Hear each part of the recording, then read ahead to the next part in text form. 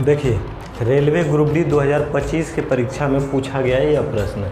इसमें क्या करा कि जीवों में लैंगिक जनन के संबंध में सही विशेषता का चयन कीजिए। अब जीवों में जो लैंगिक जनन होता है उसकी क्या विशेषता है।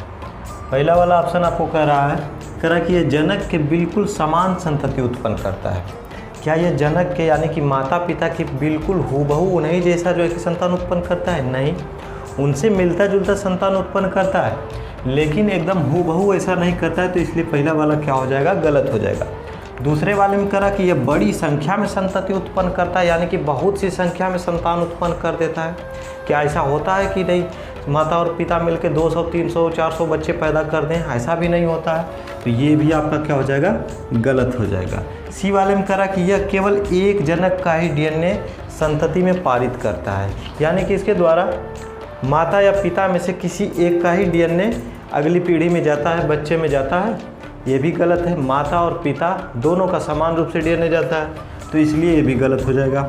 डी वाला कह रहा कि यह संतति में दो माता पिता के डीएनए को संयुक्त करता है, यानी कि जो अगली पीढ़ी है, जो बच्चा है, उसमें माता और पिता दोनों के डीएनए को संयुक्त रूप से भेजता है।